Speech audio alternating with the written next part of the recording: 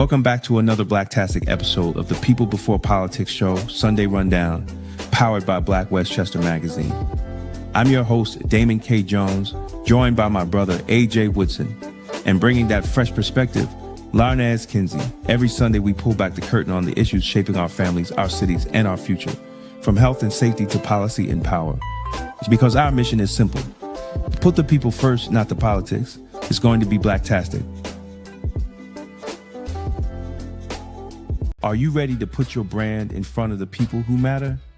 Black Westchester Magazine is your platform.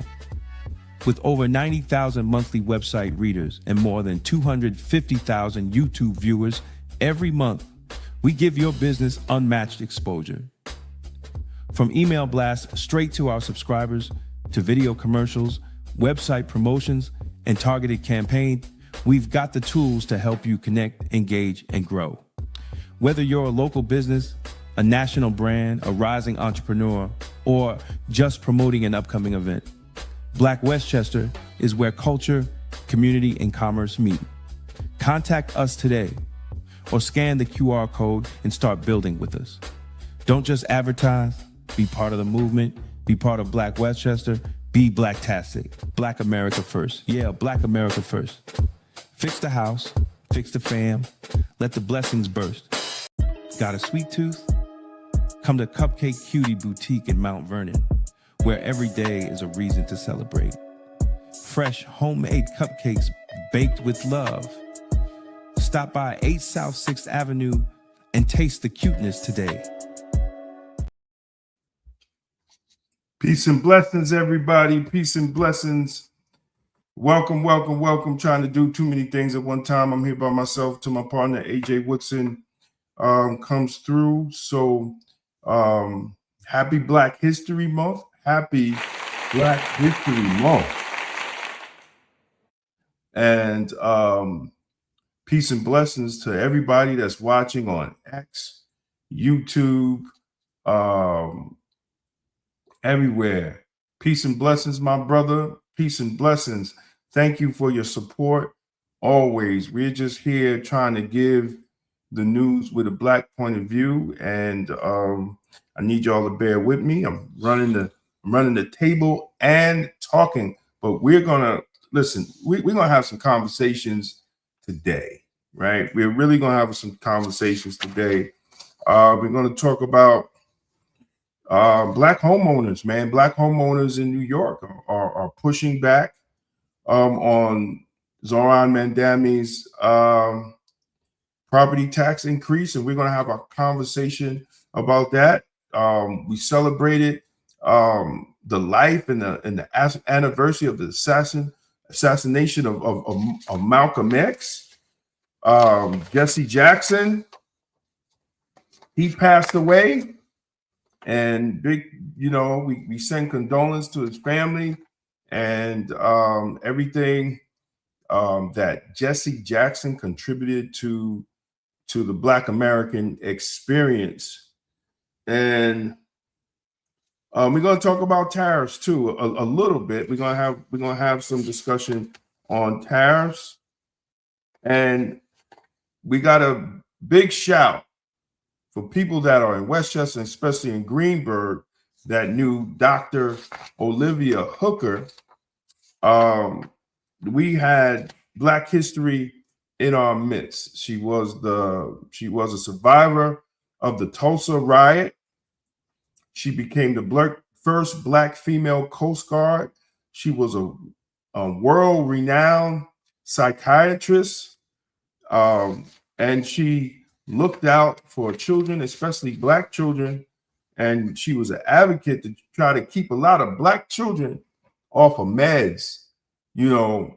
There was a time that they were just putting Black kids on meds, and they tried to do it to my son. And I took him to Dr. Hooker, and she said wasn't nothing wrong with him. Something was wrong with how the teachers were teaching the class. Ain't that something? But we're going to have a discussion on that. We have a discussion. And we also going to have a discussion. So I don't know if y'all been watching a lot of the stuff that's been going down with Jasmine Crockett. And so she's in a primary. She's in a Democratic primary. I'm trying to see what the dude's name is. Against a state representative. She's in the Democratic primary. This is Jasmine Crockett. This is the state representative. His name is James Tularico. Now he's a Democrat. He is a Democrat. So she's in the primary against a Democrat, and she was saying, but she didn't want to call it racist, but she was saying how they darkened her skin tone. And the big issue was with Stephen Colbert. You know, I don't know if people know, there's FCC rules that you have to have opposite opinions, especially in politics. So if you got a conservative, you're supposed to have progressive, right? You got a Republican, you're supposed to have a Democrat. Now those are FCC rules, and that goes over radio and TV. So the state representative James Tularico, I guess that's how you pronounce his name, he was invited to go on the Steve Colbert show. And the FCC pushed back because they said you have to have a balance. You were supposed to invite Jasmine Crockett. So the report is they never even aired the show, you know. So the question was, you know, was that intentional? Was that actually intentional? Hey, my brother Schrober, what's happening, man? Yes, sir. Same to you too, man. I'm staying inside, man. We ain't got to go nowhere. Hey, Schrober, I didn't go to work when I had to work in the snowstorm. So, you know, being retired, I ain't doing nothing now. They tried the same thing with my son. I had to fight them for, yep. So this is her response. Now, I'm going to say this. When Jamal Bowman was running his first reelection, they did the same. A Democratic candidate did the same thing to Jamal Bowman. They darkened his skin. Now, she's saying they did the same thing to her. So the question is, you know, this is not a Republican doing it. This is another Democratic candidate doing it. And let's see her response. Here we go. Is for me to be attacked from the left. That is the new wild card in this scenario. But it's just interesting. And, you know, I've been asked a couple of times, a couple of things about it. And, you know, I look at this specifically as a civil rights lawyer, and I see when they're sending out ads and they're darkening my skin, and I'm just like, I know what this is, right? And what is it? What is it? Is it racism? Is it racism? Why didn't she say it was racism? All this time, she act like the Democratic Party didn't have racism in it. See, that's the whole thing. Call it what it is. Ms. Crockett, call it racism. Oh, absolutely, they're showing their true colors now. And when we try to tell people that, they call us MAGA and haters. But here, Jasmine Crockett, right now, she's going through the same thing. Well, it's not even her lack of electability. you know, because they did the same game to Jamal Bowman. Democrats did. Democrats did. They did the same thing to Bowman. They did the same thing to other black candidates. Now, I'm not bashing the Democratic Party. I'm just calling it what it is, because it seems like we do not want to have those conversations. Hey, what's up, Keisha? Yes, they did. Absolutely. See, we don't want to have those conversations. We want to put it off in Republican land and in Trump, but we don't want to have those conversations that there are just as many people who don't, just as many people that think like Republicans in the Democratic Party. Huh? And that's the truth. And I'm not bashing nobody. I'm just calling it what it is. Yes, we must have these conversations more. Yes, we do, but we don't want to.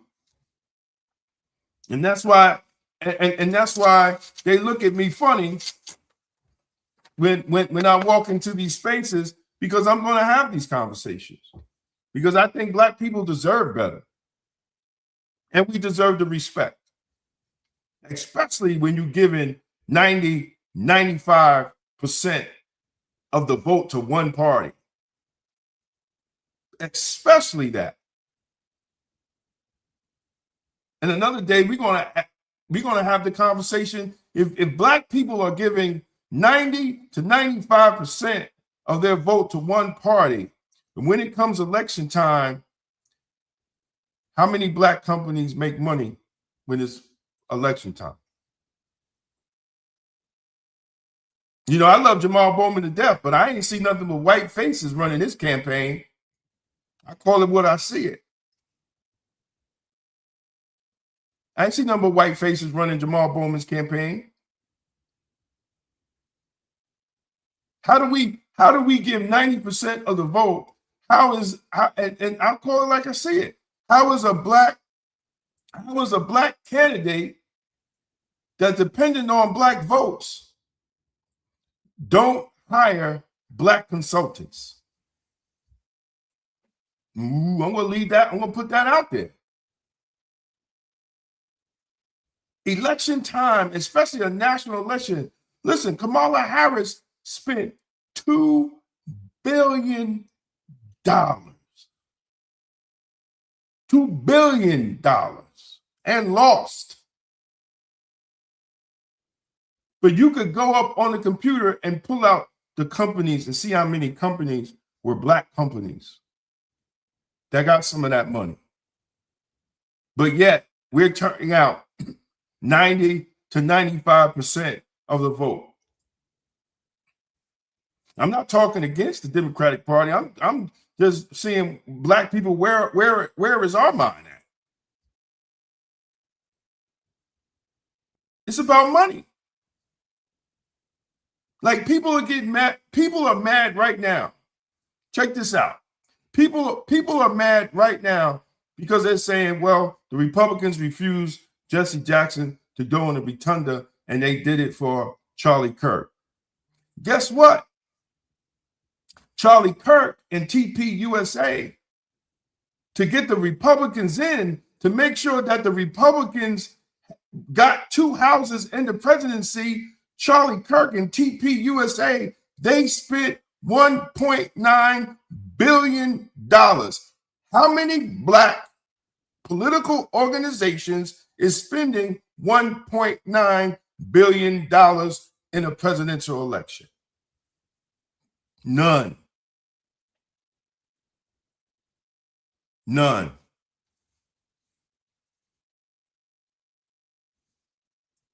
Exactly. I've been saying that for a long time, but for me saying that, Keisha, you know, they call me MAGA.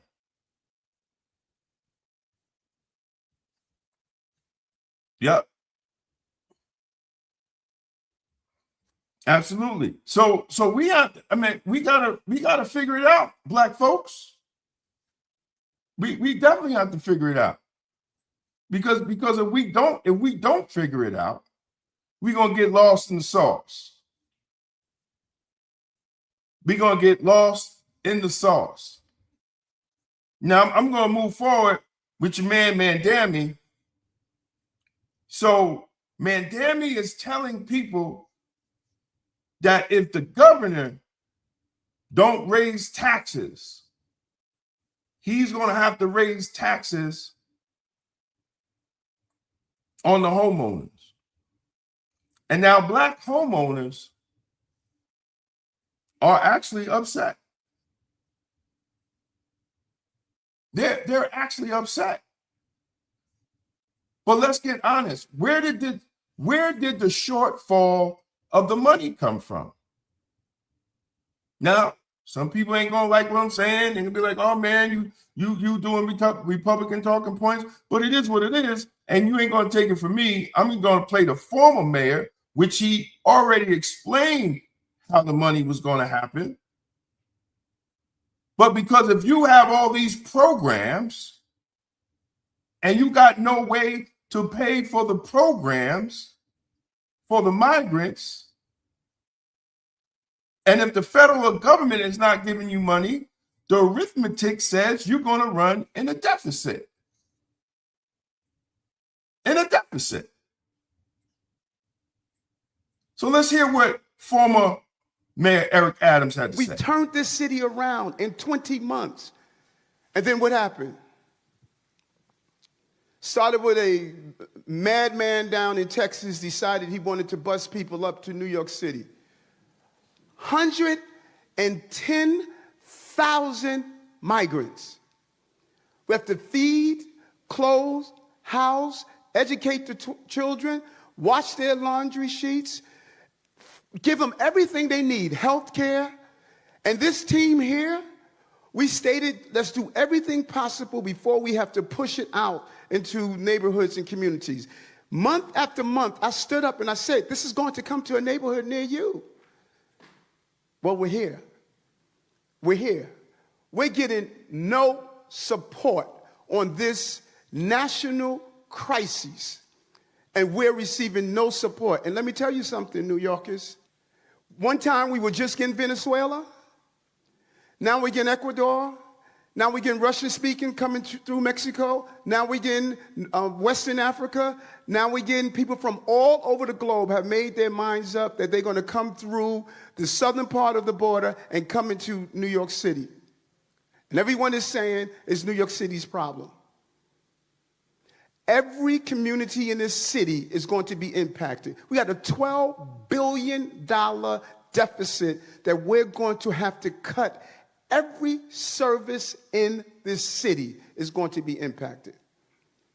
All of us. $12 billion. What did Mamdani say?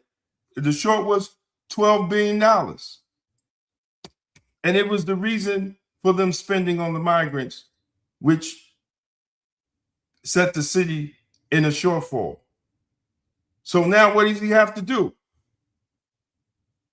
See, I try to tell people, never believe that they're going to tax the rich. The rich always get away because the rich can leave. Working class people who are living paycheck to paycheck cannot pick up and leave. They can't do that. So the rich can go leave. They could go places. We can't do that. So taxing the rich always falls on the working and the middle class. So now he's saying he has to raise property taxes. So he's going to raise property taxes on the working people. And let me tell you something, brothers and sisters. I'm going to tell you this right now. The biggest foreclosure rate for our seniors, for Black seniors who worked all their lives to pay off a mortgage, and then they get their homes foreclosed on because they can't keep up with the property taxes. Who suffers the most? Black seniors. Who suffers the most? Black generational wealth.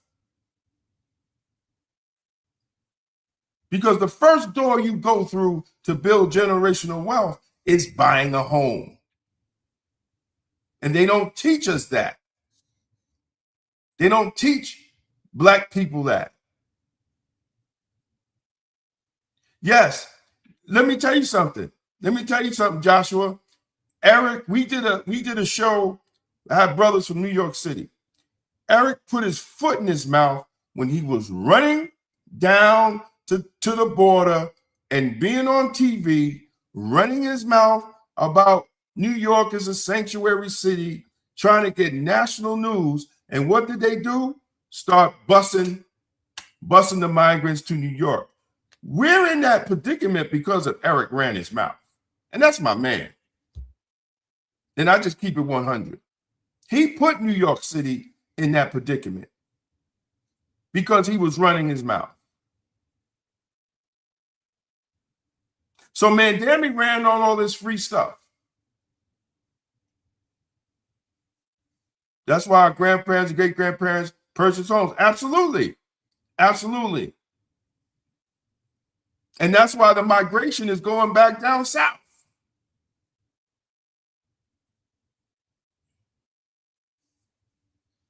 You said it was before that, he just thought he could take it on. Yeah, but once the numbers came in and you start looking at the map, you know you can't take it on. But here's the bigger picture. The Biden administration didn't even help him.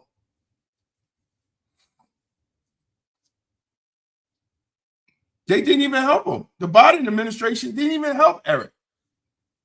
Not one bit. And if people don't believe me, just look up when he testified. Just look up when he testified before Congress about the sanctuary city.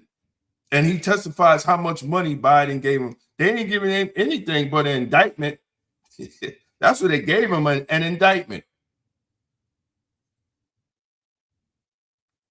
See, a lot of times we have to have the conversations on how we got here.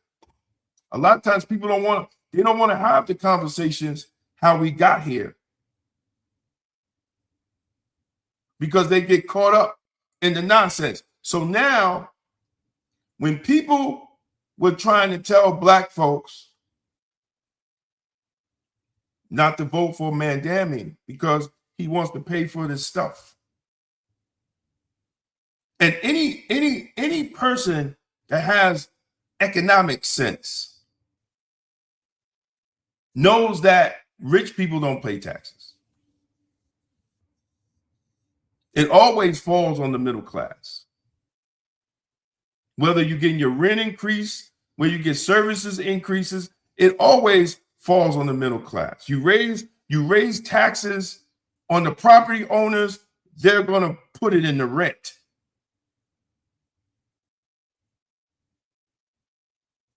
They're going to put it in the rent.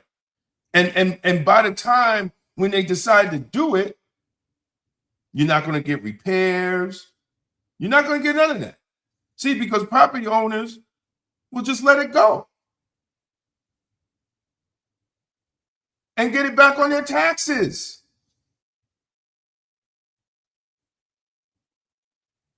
We have to remember, anytime they talk about taxing the rich, it falls on the working class people.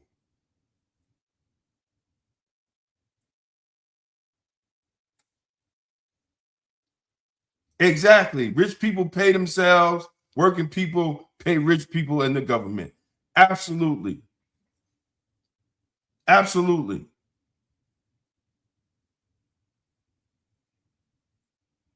Oh, absolutely. They have been bamboozled. Now check out what the homeowners in Queens are saying. It's been only 49 days since Mayor Mamdani took office, powered by the promise of making the nation's largest city more affordable. But now he's floating this idea of raising property taxes for all. And New Yorkers, well, we know they're never shy to share their own opinions. Eyewitness News reporter Stefan Kim with their message for the mayor tonight. I don't plan to move. It's my home. I'm not leaving. This two-story single-family home in Cambria Heights is Vivian Campbell's American dream come true. His starter home that has become his forever home. The greatest thing to happen to me. He bought it just after graduating college in the 1990s. If you step inside, he even has a stack of CDs to prove it. The retired real estate professional, who was on a fixed income, recently poured almost $35,000 into a new front porch and a new roof. But now with Mayor Mamdani proposing a property tax increase, he feels duped. Do you feel like he lied to you? He'll not feel. He lied. Not feel. It's obvious. That's why Campbell was among the dozens of homeowners in Southeast Queens who turned out for what they say was an emergency response to the mayor. Mayor Mamdani, you are out your goddamn mind. To the mayor, with the greatest respects, in every campaign speech, in every debate where you engage, we opened our ears to listen. Now today, accept the words echoing from us now. Do your job as mayor and leave our taxes out. To close a $5.4 billion budget gap, the mayor says he has two options: convince Governor Hochul to tax the wealthy, which he refuses to do, or raise the city property tax rate by 9.5%. Faced with no other choice, the city would have to exercise the only revenue lever fully within our own control. We would have to raise property taxes. But the city council would have to approve the measure, and Council Speaker Julie Menon says the proposal should not be on the table whatsoever. Meanwhile, Hochul, for her part, is unlikely to soften her position as she faces re-election this year. You are giving only two options. You're saying if we don't tax the rich, then I got to increase property taxes. We are not a pawn in Southeast Queens. We are not part of your negotiation tactics. In Queens, Sefan Kim, Channel 7, Eyewitness News. And that's what everybody warned black folks. Mamdani received 40% of the black vote. You know, sometimes in politics, they say, I'd rather be with the devil I know than the devil I don't know. And 40% of black folks chose the devil that they didn't know. And now they're gonna pay that. Look, he's gonna rate unless the city council speaker really pushes back. Depends on how many city council people. Good evening, good evening. Depends on how many city council people he got to get it passed. We're gonna see what happens, but they're gonna have to. And he's also talking about, this is insane. He's talking about pulling from the retirees' health benefits. That's crazy. That's crazy. You should never pull from your health benefits. I don't care what situation, because the city is not, cities does not make money. They're not, they use taxpayer money. They use grant money. They use money that comes in. And to talk about that, you're going to pull from people's health benefits that they done invested in for over 30 years. 20 to 30 years is insane. And like I know, everybody watching, black families benefited from civil service. So it's going to affect a lot of black families. But you get the government. Well, homeowners are becoming the forgotten middle. Well, then, right. But homeowners need to start voting on homeowner priorities. That's the problem. Larnez, we had this conversation before. Remember we had this conversation? Me, you, and AJ, and I'm like, listen, low taxes, services, right? Most black people in finance, when they think of homeowners, are conservative because they know You out here spending willy-nilly, you gonna raise my damn taxes. So this is why I didn't understand. I don't know what they were voting for. When you vote for your feelings and you vote in your emotions and you don't vote through logic.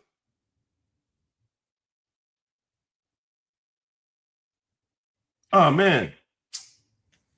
I don't even have my book, my latest book.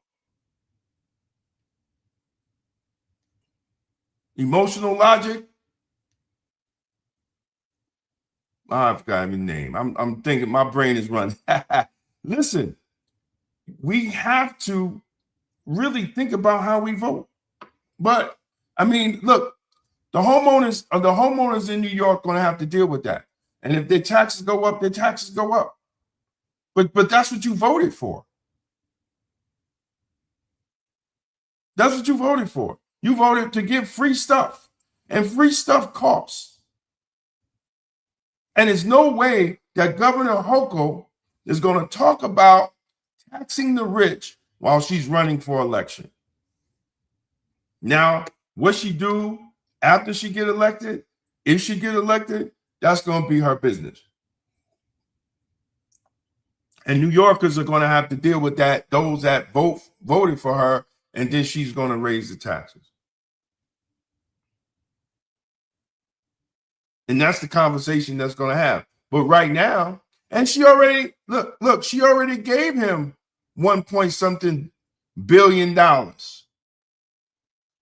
the rest of New York's tax money.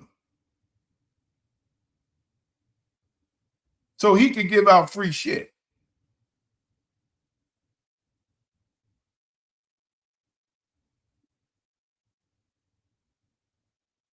You know, it's unfortunate that we have to even talk like that, but the Black communities are going to get caught. Like we always do. It doesn't change. It doesn't change.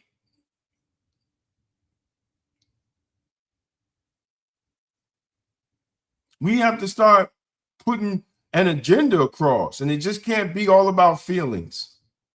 It has to be concrete agenda, what the Black middle class needs.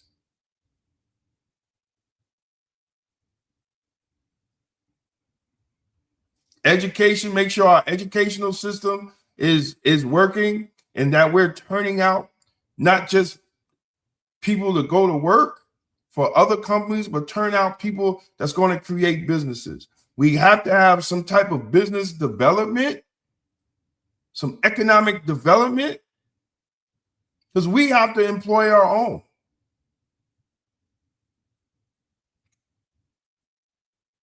And then we have to look at investing. You know, Al Sharpton down there marching on Wall Street, but only 30% of Black people invest in stocks and bonds. We need to start investing more. And we need to teach our young children to start investing more.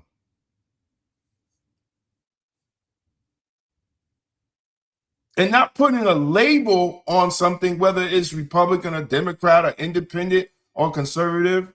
Look at the policy and decide whether it works for the Black community or not. That's what we have to start doing.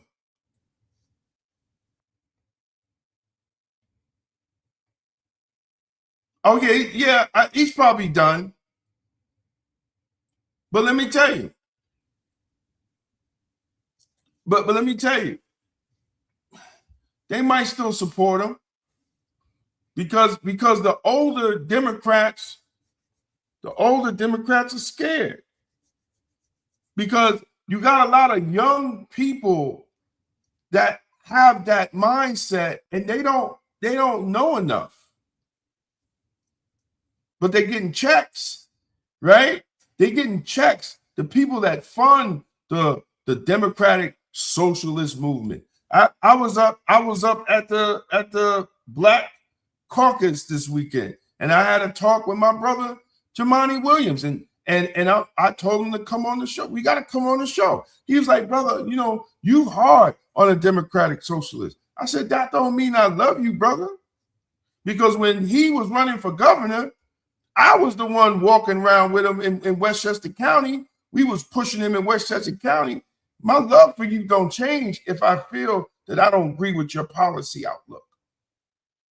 And that's something we have to have, those type of discussions openly.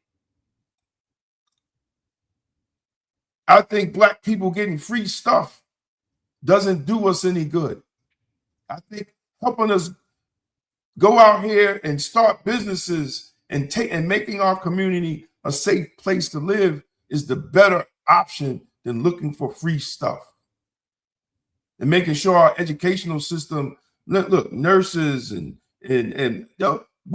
they should be graduating from 12th grade, ready to go be a nurse, a mechanic, HVAC, electric. They should be graduating from 12th grade with those type of skills. What are we doing in our educational system?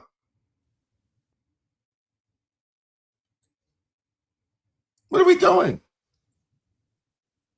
800,000 jobs in vocational is open right now, and we ain't producing young black children to get those jobs. 800,000. And with the AI age, it's probably going to be more, because you're going to need plumbers, because they need the water to keep those servers cool and air conditioned to keep those servers cool. We're not preparing our children for the next wave of jobs. We're not doing it in black school systems.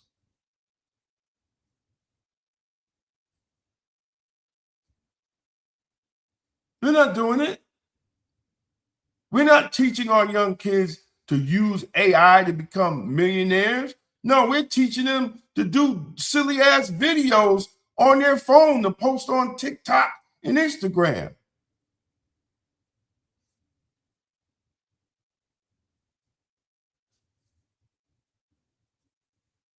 Well, yeah, I heard that too, Joshua.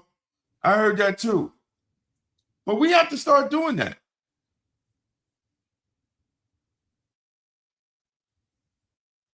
So now I want to, since I'm by myself, I ain't got a lot to talk about, because we make the show with conversation. But since it ends, but I'm gonna go on to the next story. So this whole thing about the voter ID, right? I don't know what everybody's think, if it's good or bad. You know, I'm not really feeling, they try to drag black folks into everything. But my mother was born in 1935. She was born in a rural area of North Carolina. Now, I'm going to tell y'all how rural it was. I remember when I had stopped by and I graduated in 86, went into the Marine Corps, September 86. So I had a break. Maybe about October of 86. And I stopped at the home house, the neighborhood with all my mother's brothers and sisters, and I stayed there for a weekend. And in 86, I had to drive an hour. I'm going to say it again. In 86, I had to drive an hour to get a Heineken. That's how rural it was. Just to get a Heineken beer, I had to drive out. Now, fast forward, you still got to drive an hour to get a Heineken. That's the crazy part about it, right?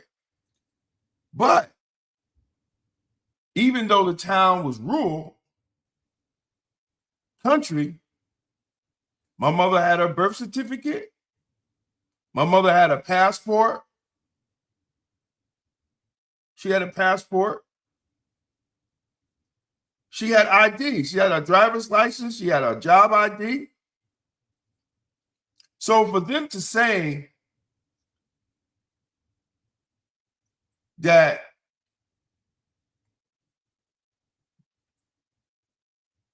doing the passport thing is racist, I don't believe that. Now, understand the law. When you register to vote, the process is you register to vote. Now, after you register, they put your name in the system to see if you're a citizen. So you register to vote, then they put your name in the system, right? That's the way it is today. All the bill does is reverse it. Is that you have to prove that you're a citizen before you register to vote.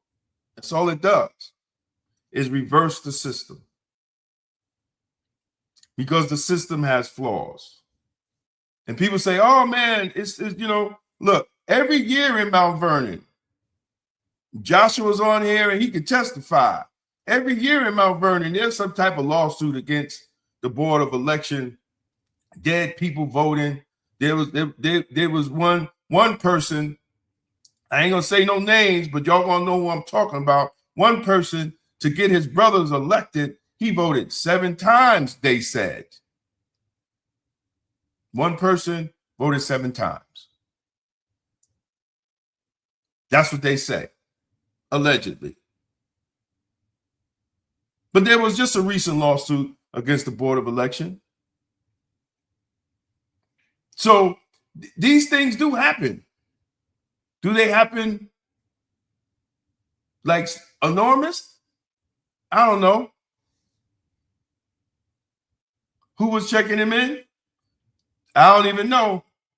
But these things happen. So for them to say that makes black people hard, I really don't believe that. I just think, I think they're gaslighting the issue and they're making people, but, let's look what they're saying. I'm going to play this right now. Stop it. Boy. So once again, we got. Oh, wait a minute. Got the wrong one in there. Let me see. Stop it. Boy. So once again, we got. It's been clear. When we fight for democracy, when we protect democracy, we got to fight fire with fire. We're not going to stand idly by, as Maya said. We're not going to let them revert to Jim Crow. And if you don't think they want to revert to Jim Crow, just look what they did in the SAVE Act, which went back to took Jim Crow for the whole nation. By so making it hard, they said you need ID, and they made it so hard to show ID that probably half the people in America couldn't vote. We wouldn't let it pass. Democrats, they needed our vote. They went to court. Many of us, Durbin, myself, and others were lead plaintiffs, and we beat them in court.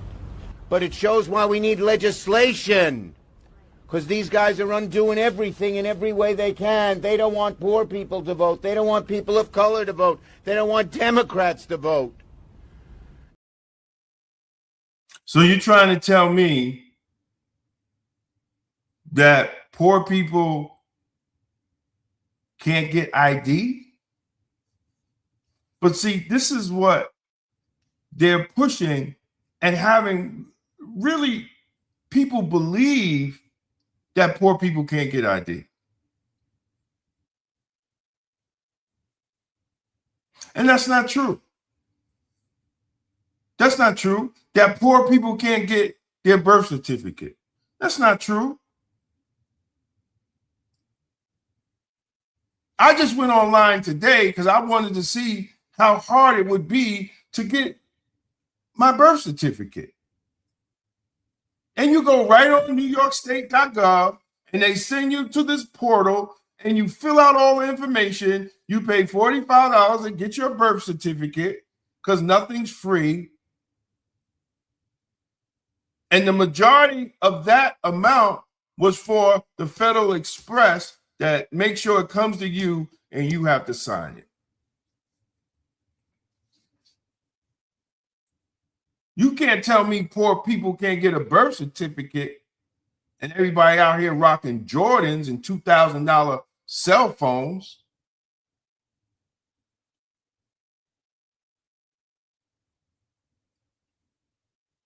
But here's, see, here's what they think. See, think about this, y'all. Here's what they think about us. Yeah, they're usually pretty racist and they're bad. I think voter ID laws are a way to perpetuate racism. Would you go as far to say those laws are racist? For sure. Do you think it suppresses the African American vote? Definitely.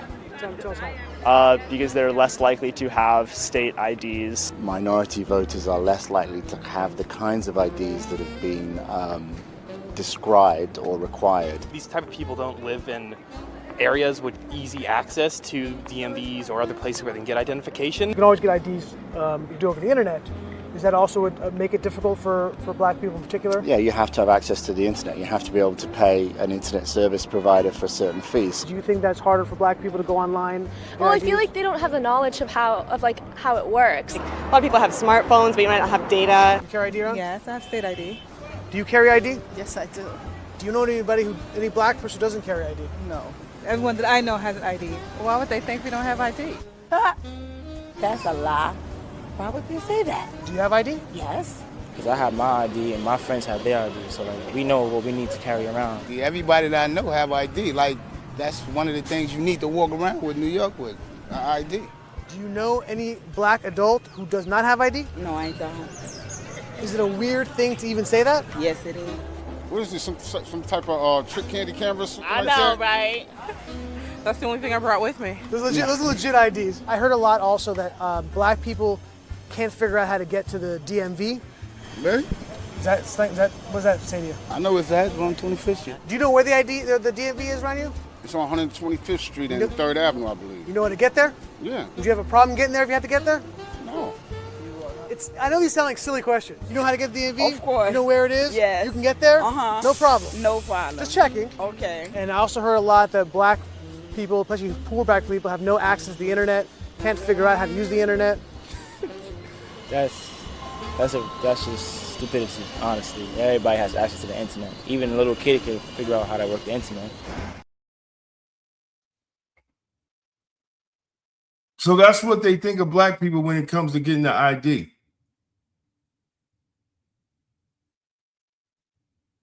Like, that's amazing that we're like, nobody's even pushing back on that type of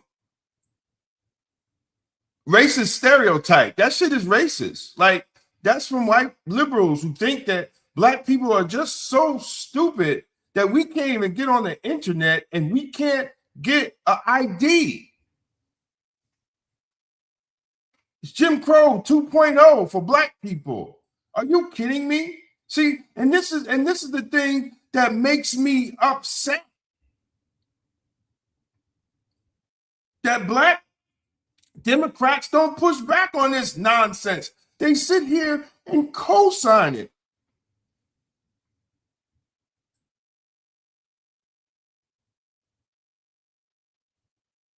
Yeah, just like what Hochul said. Well, look, it's not just liberals, but they're the ones that's arguing the case that we can't get an ID. That's my point. Who's arguing? Who else is arguing out there but the liberals? Let's just be honest. Who else is arguing that it's a burden for black people? The Republicans are not saying that. They're passing the bill. But who's arguing about that?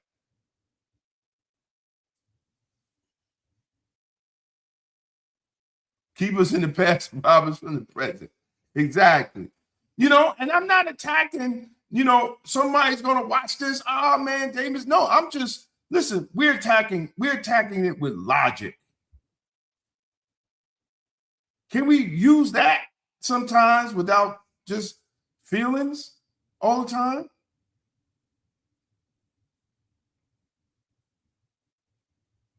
So we, you know, how do you do that?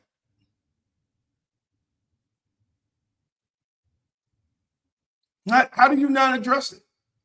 How do you not put back on it? Now, here's the thing. Most black people believe we should show ID. So why are they not talking about, why is Schumer calling it Jim Crow 2.0? Who made that up?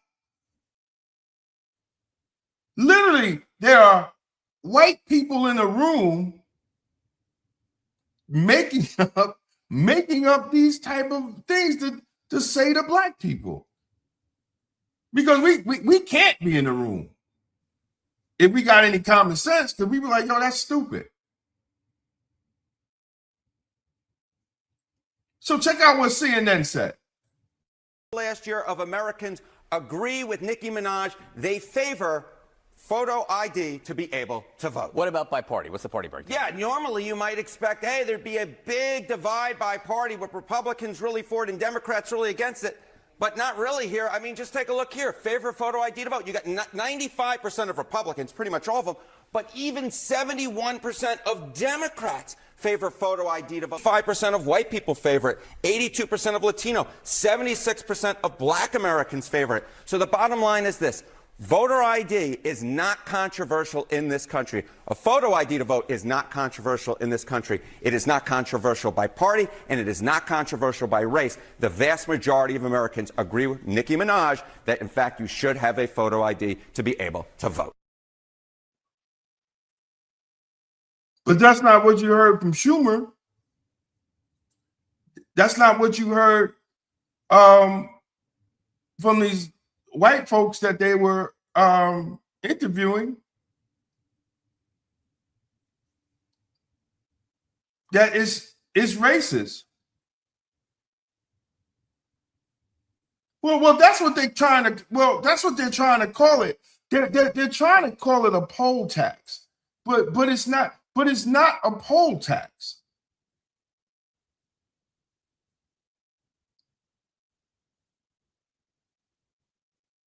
You don't see any.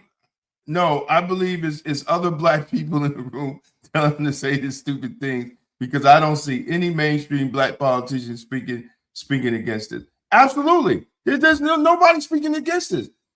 How do you, if 70% of black people are in agreement with having a voter ID to vote, having the proper process to make sure that you're a citizen, why is our black leadership not agreeing with the majority of black people? I really don't understand. And to call it Jim Crow 2.0 and to say that it is oppressive when every black person has a form of ID. So if you have a form of ID, that means you had to show other documents to get that ID. Even if you show your job ID, to get the job, you had to show your social security card. You probably had to show your birth certificate to prove that who you are, and your driver's license.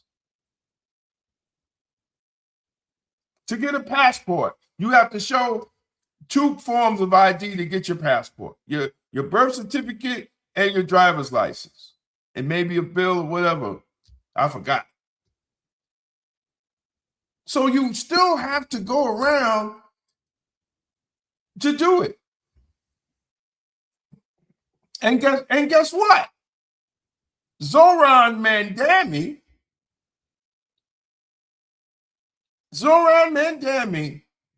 did a press conferences for snow shovelers. And guess what? To be a snow shoveler, you had to show 2 forms of ID. Ain't that something?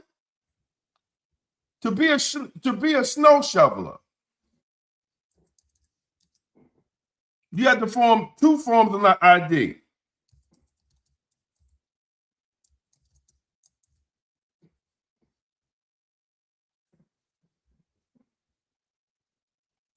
I'm going to bring it up so people that don't even believe me.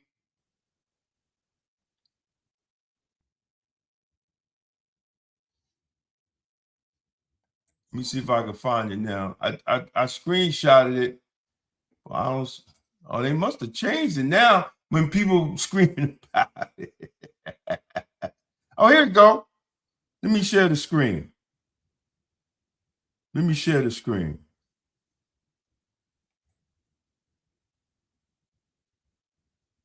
Screen share.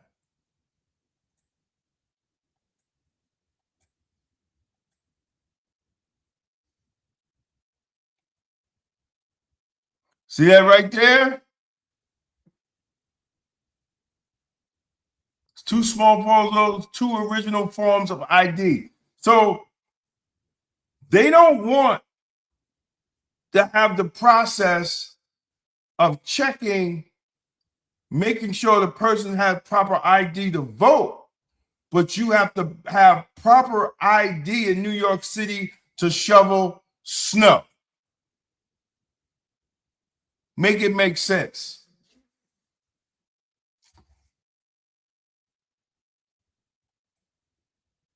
That to show proof to get paid. Okay. You still have to show ID to prove it's you. So why is it so bad? Why is it so bad to show ID that you're a citizen so you could vote in federal elections? Why is it bad?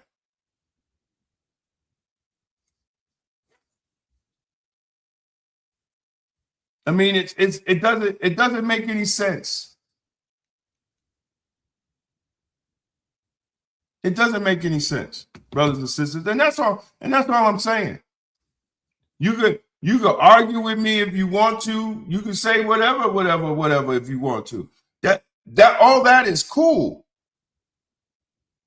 But that doesn't make any sense.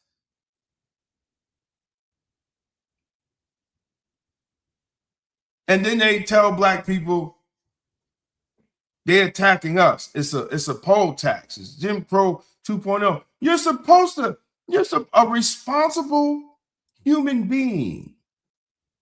You're supposed to have proper ID. I'm going to say that again for the people in the back that want to make it racist. A responsible human being is supposed to have proper ID. If my mother had it, who was born in 1935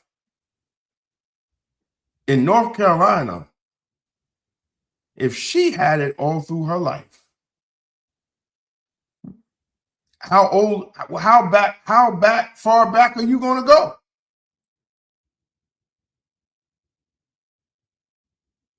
You could go 35 more years, but I don't even think how many people were around that was born before 1935. Oh, wait a minute. Her brother, who's still alive, who's a retired sheriff, and he had all his proper ID.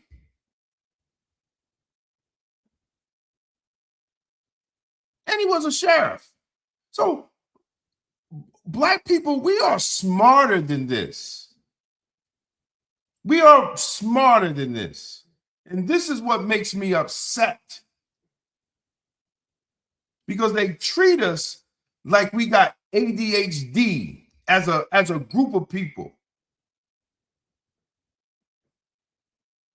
Exactly. Back then, you had to have some ID or you be hanging. Well, a lot of times you might be hanging on a tree.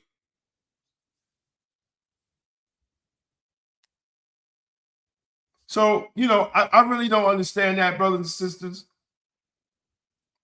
I Oh, you know what? One thing I can't forget, I want to wish everybody a happy Savior's Day. Today is Savior's Day, and I want to wish everybody a happy Savior's Day. And if you don't know what Savior's Day is the annual convention of the Nation of Islam, traditionally held in late February. It honors the birth of Wallace Farad Muhammad, February 26, 1877, who is regarded as the Messiah and the Mahdi for Black Americans.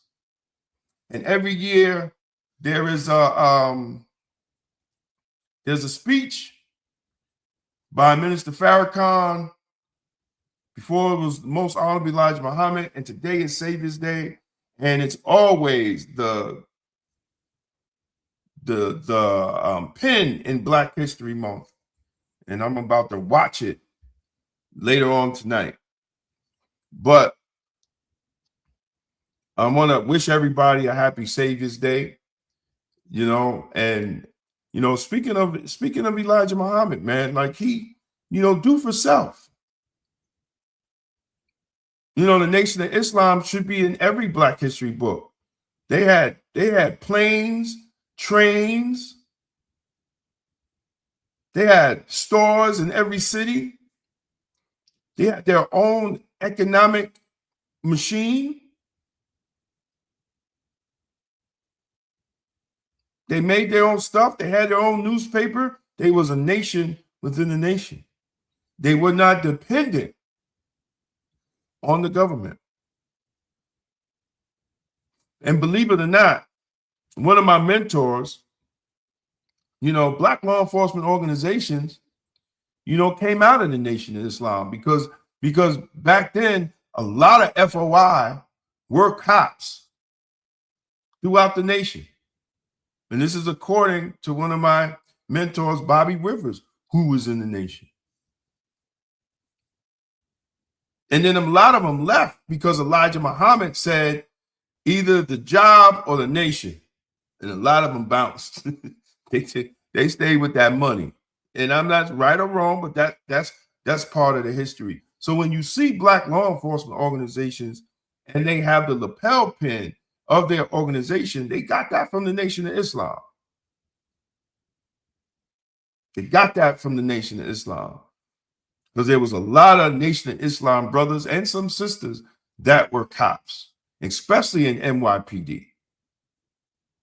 That's a little Black history tidbit for everybody.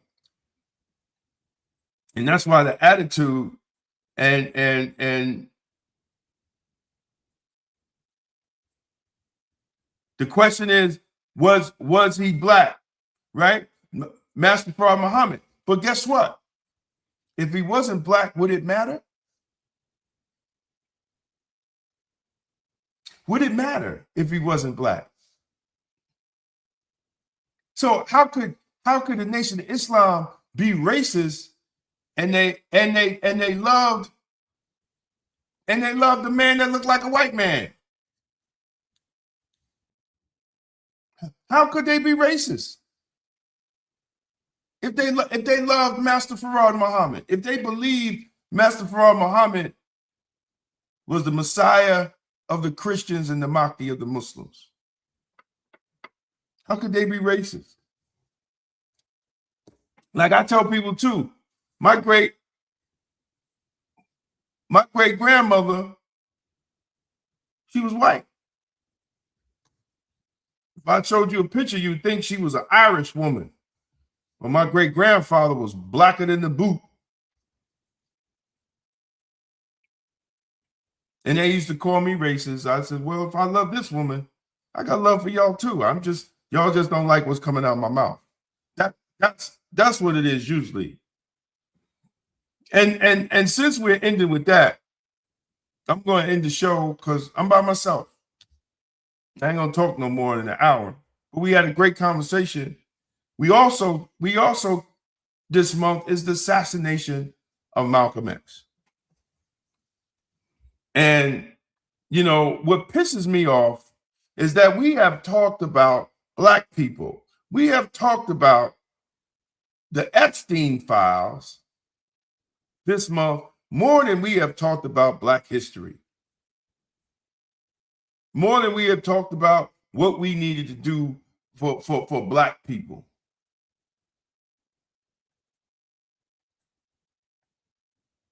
You know, we have talked about the Epstein file. Yes, you're absolutely right.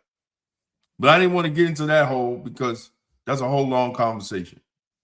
But I think it's sad that we have talked about this white freaky man more than we talked about Black history. It just shows our distraction as a people, that we will fill our timelines with a white freaky man than fill our timelines with the great achievements of our Black ancestors. I have a problem with that. And the fact of the matter is, we're worried about a freak we ain't never met.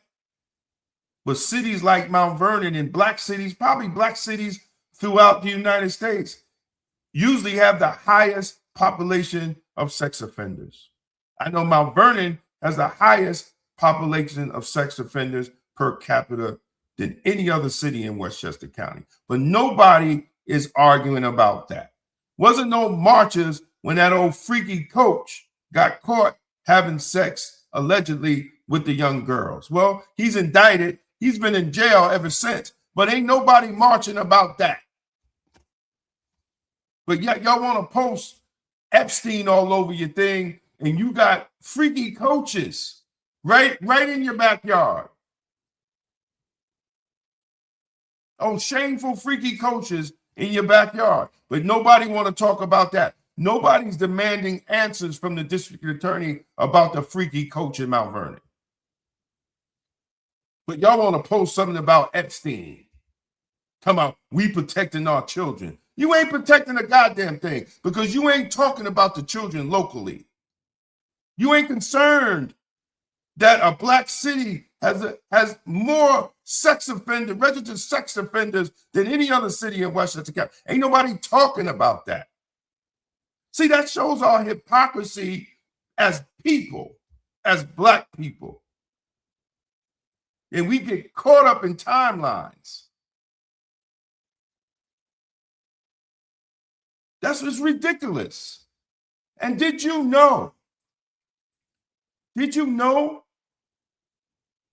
that the White House released the MLK files the same time they released the Epstein files?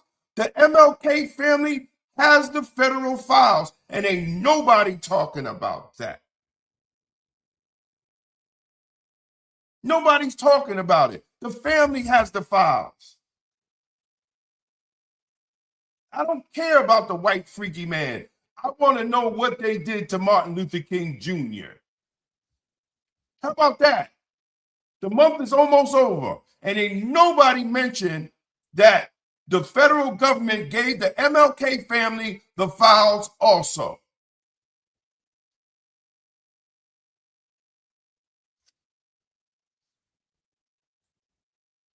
We ain't talking about that. We want to talk about freaky white men. I don't care about the freaky white men. I really don't. Not when Black boys are getting shot and killed in the street.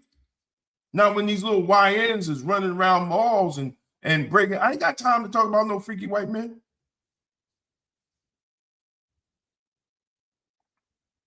Because we let them create our own agenda. And we're ending this show. We're ending this show with what Malcolm said. That's how we're going to end the show. We're letting them create our agenda. We have to stop that because we get distracted. And they want us distracted because we're not talking about the freaks in our midst, in our hometown, where our children walk the street. We're worried about a freaky white man that has so much money that his reality we will never understand. And he had so much influence that everybody wants to stay quiet. So don't tell me you're looking out for the pedophiles. You want to know who the pedophiles are, but you don't speak on your pedophiles that's in your circumference.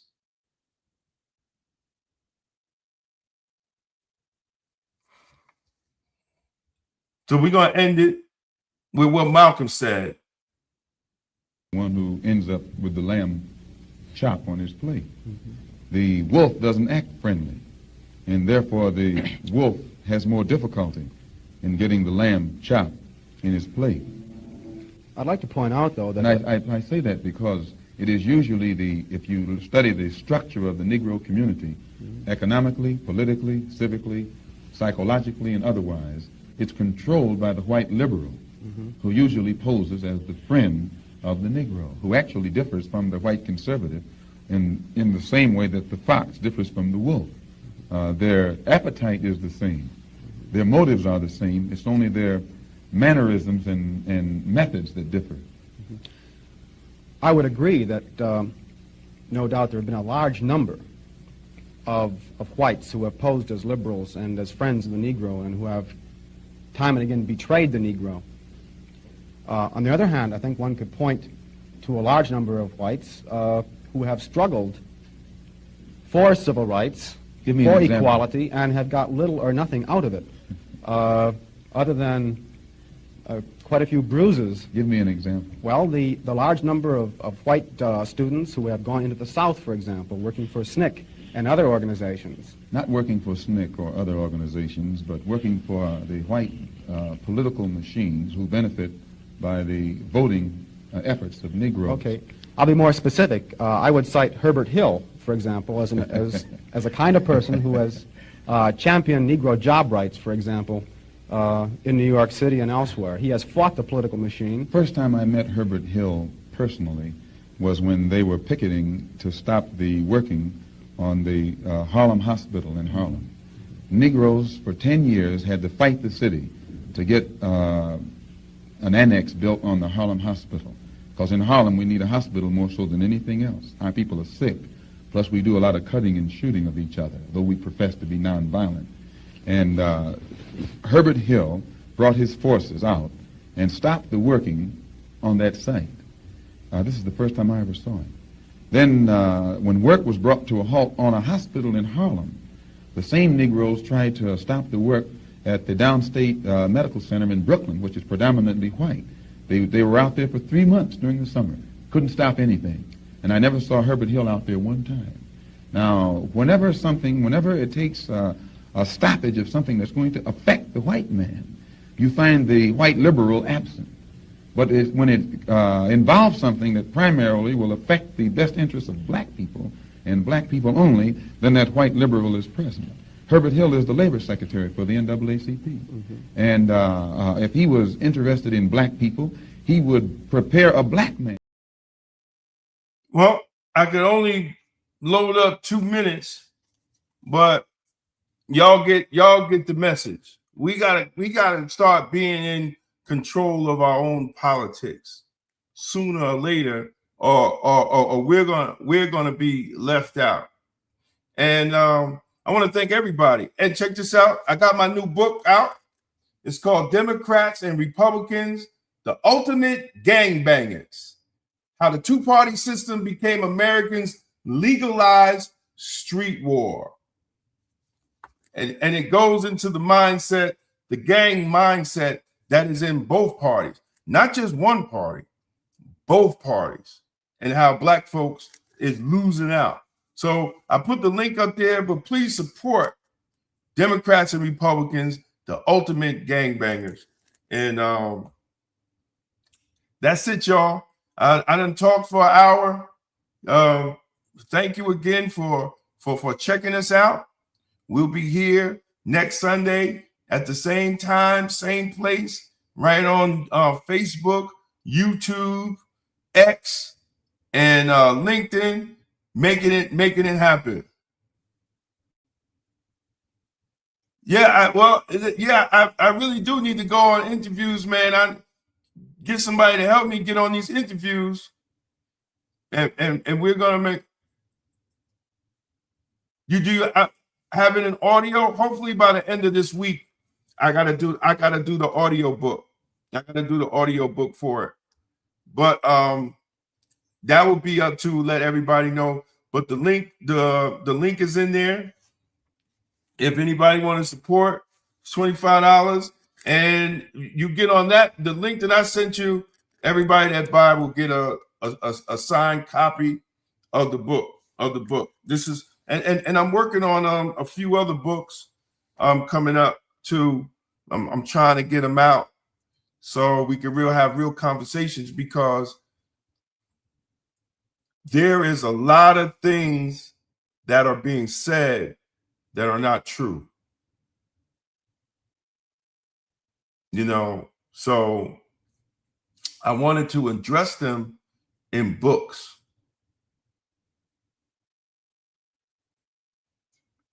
One thing is really untrue that we don't really talk about, that Black people had the blueprint. We had the economic blueprint, and we walked away from it too many times. The last time we walked away from it was integration, and we never got it back. And then there's another book out I'm writing. It's called Black America, Black Agenda, to really look at why Black people do not have a Black political agenda. Every other ethnic group in America has an agenda, but Black people, every other ethnic group.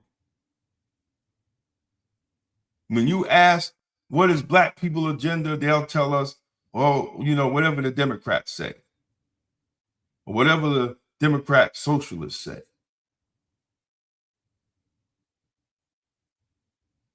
That's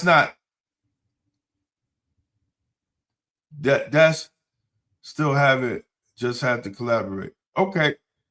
Just that's not good. And then my last book I'm writing for this year is going to be The Conquered Negro. How Black folks' mindset has been conquered. For us to think every time these white folks argue with each other, they say they coming after us. You already conquered. They don't need to come after Black America. We already conquered. We only have 2% of the businesses. So we have no real economic development. And we have to buy everything from them. We're expected to spend $2.6 trillion as consumers. We're already conquered. You can tell me with my master's degree and doctor's degree, I'm conquered. We're conquered. They don't have to come. Why would they get rid of their largest consumer base? That's not even good economics, not good marketing, not even good thinking. They're coming after us. No, they ain't going to come after us because we buy everything from them. They're not going to get rid of us. They like us where we're at.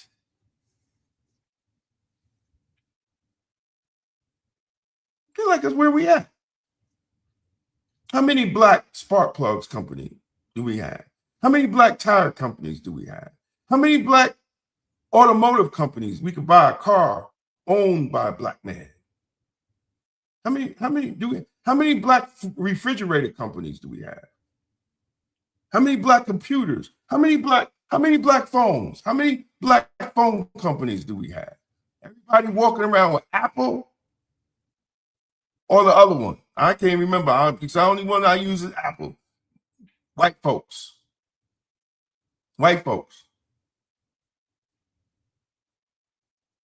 How many Black I think there's one black cell phone service company. Huh? We ain't got no black computers. How many black mics? I got this mic here. How many black companies make a mic? Or the wire? Huh? Or the wire? How many black companies make the screws here? They don't want to get rid of us. We got to buy everything from them.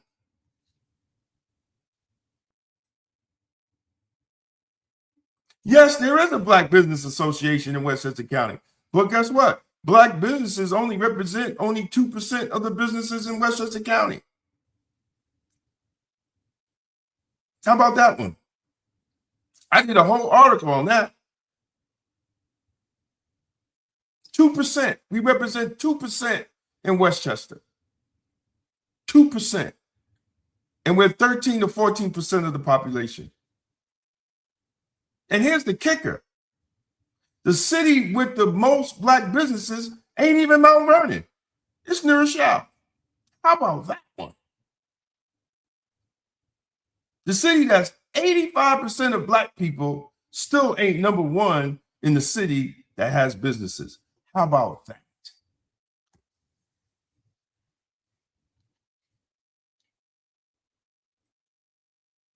Well, I try to support black businesses as much as I can. But you don't raise a nation off of hair salons and barbershops. Do you? How many black AI businesses are there? We get ready to go into the AI, in the AI era.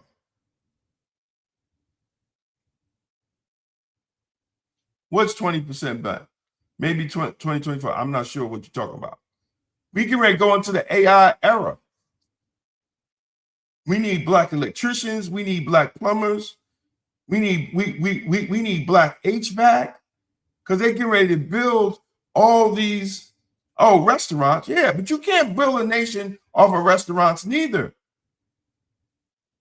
You can't build a nation off restaurants. What you're going to do is give us high blood pressure, high cholesterol, and type 2 diabetes, which we already leading in that. You can't build a nation off a restaurant. And I'm not knocking all the restaurant owners. But New Rochelle have most of the businesses. And I really don't think it's all restaurants.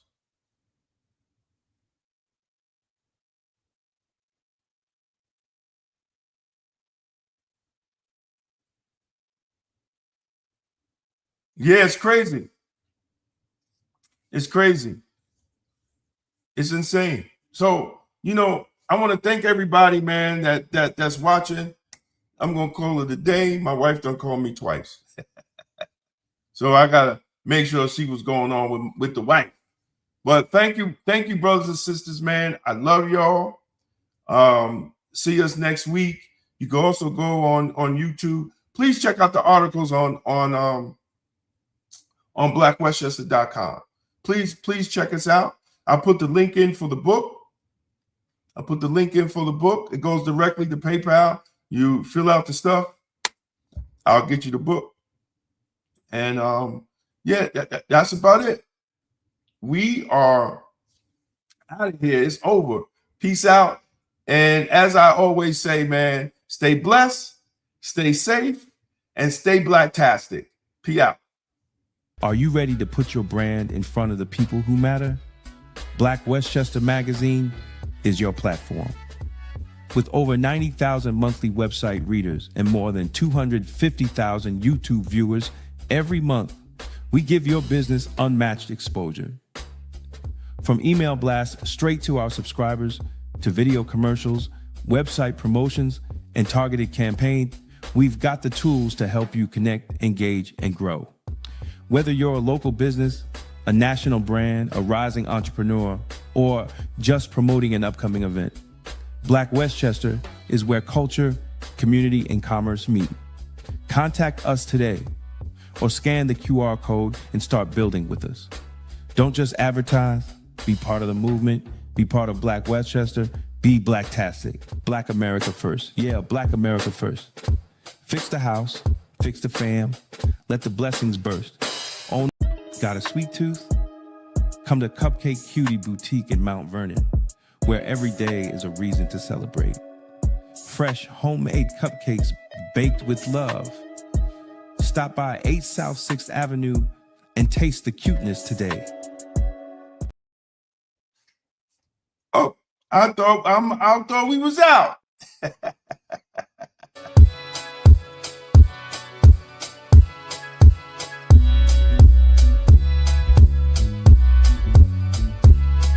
They taught us charity, never clarity. Now help the world while we suffer in the dark.